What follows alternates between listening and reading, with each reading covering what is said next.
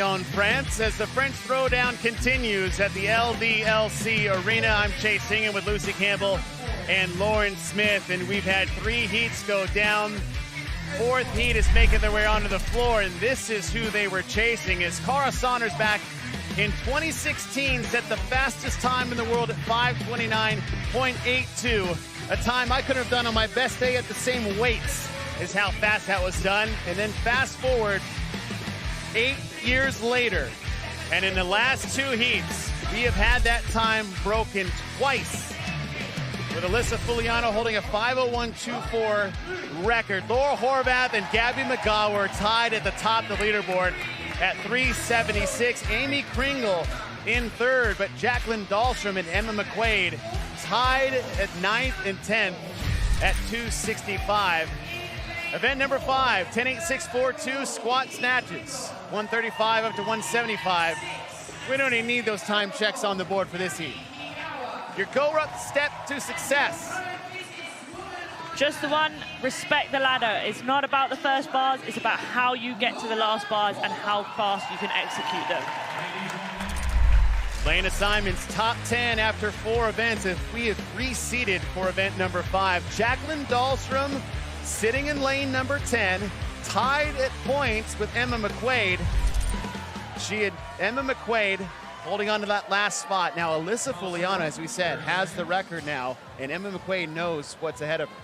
Yeah, and she's probably going to be a little bit nervous about this as well with her injury. You know, overhead work was one of the last things to come in, so it's a bit up in the air as how long she's had on this. Jacqueline Dahlstrom missed last year. We know she can handle a heavy sandbag, but we're going to have to see how this snatch goes because she's just on that cut line, the same with Emma McQuaid.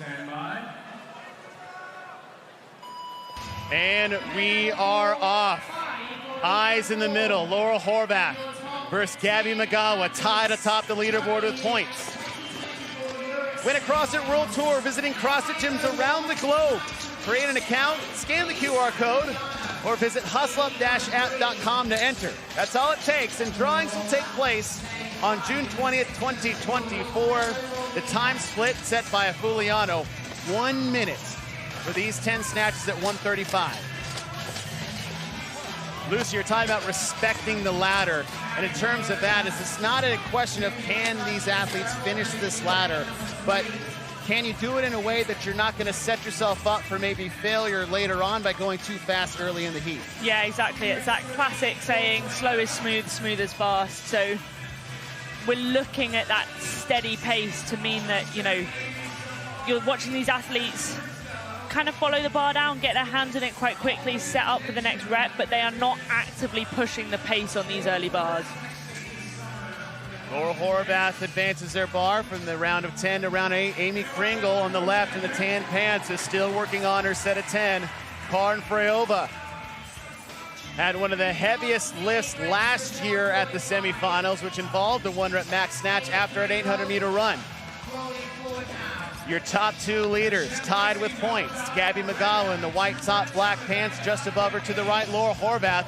Laura Horvath keeping her hands on the bar and getting them right back down into position.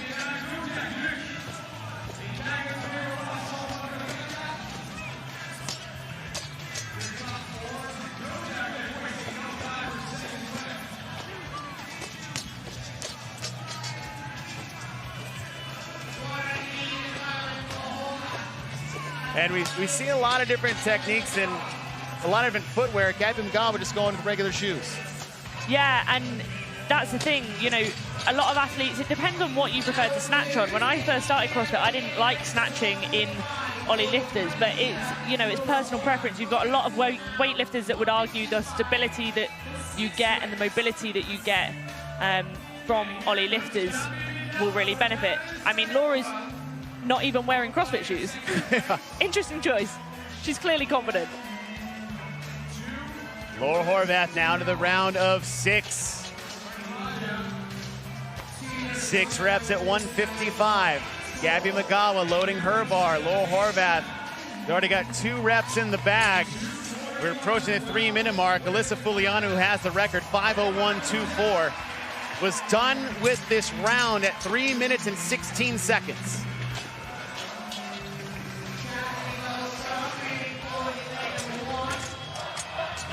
just past the 3-minute mark. As the official footwear and apparel partner of CrossFit and the CrossFit Games, GoRuck wants to give your gym the chance to win the official shoe of CrossFit. Head over goruck.eu/CrossFit and enter for a chance to win 50 free pairs of Rough Runners for you and your affiliate. Interestingly, Laura moving on from that bar 5 seconds slower than the pace of Alyssa Fuliano, so this is going to be really interesting this heat. 165 on the bar, 1 rep for Laura Horvath. Laura Horvath started the weekend with a 7, and then since then has just been on a tear. First, third, and first. And just Alyssa Fuliano stands between her and a potential third first place finish of the weekend. 4:20 is the time it took Alyssa Fuliano to finish this barbell, as Laura Horvath taking a bit of a break. Gabby Magawa on the right side of your screen, just 1 rep behind Laura. Magawa hit that rep. Laura is done at 4:12. She's 8 seconds ahead of pace, but Alyssa Fuliano loaded her bar and hit 2 snatches in just 40 seconds. The time's 5:01, 5:01.24.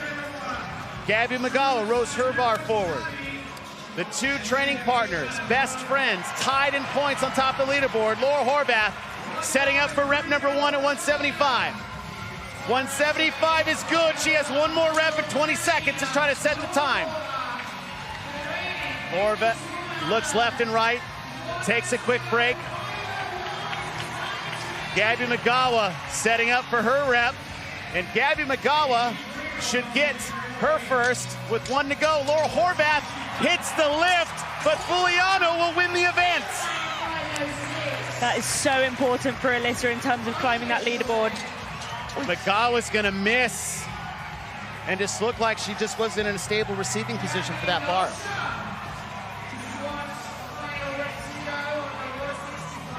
Magawa sitting in second, tiebreaker going to Laura. Much better on the second attempt, and that's good enough for second in the heat. 4th overall in the event. Karin Freyova, 1 rep left to go. Karin Frey sitting in 5th overall after 4 events. We still have 1 more event to go. Amy Kringle behind her to the right. On to her. She's still in the set of 4. Karin Frey will be done. Fuliano should make herself not only move into the top 10, but well into the top 10. Yeah, the times of the last heat are really starting to come into play here. We're moving towards the 6-minute mark. It's going to be really interesting to see how the leaderboard pans out after this.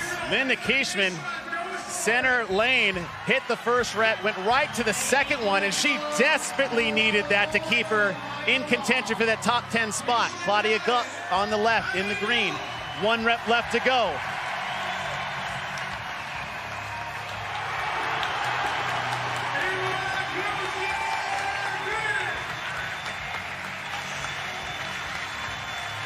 Gluck nails that last rep in front of the home crowd, and they're doing everything they can to get their athletes a trip to the CrossFit Games. Top of your screen, Dahlstrom is in. That should be good enough for a top 10 finish. Emma Tall done. Just underneath the 6-minute mark. Amy Kringle, that's the first rep she had. And Andrea Solberg behind her, still in the set of 4. We knew this was going to be the event that was going to pose an issue for Andrea. Yeah, this is going to be big for Andrea, especially with Alyssa Fuliano just below her on the leaderboard and looking to climb with that event win. Kringle on the left, McQuaid on the right. McQuaid. This is going to be close. Oh. Nifty slide across the finish line. Kringle will be in. Kringle sitting in 3rd overall. Just get the chalk out of your sports bra. There we go, back in.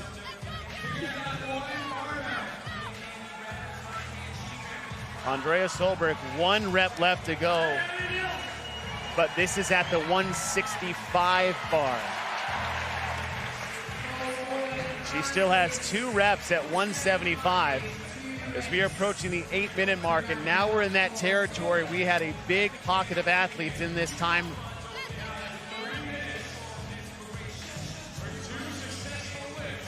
I think it's always really interesting to see how, you know, body language-wise and everything like that, the athletes handle themselves in this situation, because if she starts to think about, this is not what I need in an event like this, going into one more event and being where she is on the leaderboard, then all of a sudden that's going to come into play into how she actually executes this lift. She just needs to stay really present and in the moment. She's got 2 lifts to hit. If she can do that without a fail, then that's going to be a good personal result from her.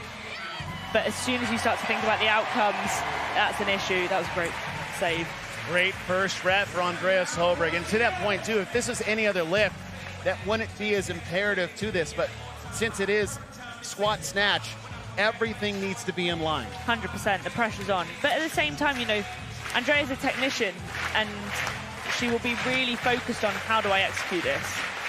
5,000 people packing out a sold-out LDLC arena are on their feet clapping to get Andrea Solberg this 10th final rep. Come on, Andrea. Come on! Yes! And that's the thing, result-wise, that might not be where she wants, but from a personal perspective, that might be a massive win for her. Great lift for Andrea Solberg, and as you said, you think about that, when it first came up in 2016, we're probably getting capped in that event. We're fishing at under 10. For Horvath, from the beginning, tied with Gabby McGowan points, sitting in first overall with a tiebreaker. And again, it was that, you know, perfect pacing through the first bars. Everyone was kind of coming through them at the same pace, but then at the end of the day for Laura, that puts her in a better position to hit those last bars. We know that that last bar is a mile off her 1 rep max, so, you know, it's not about how you do it.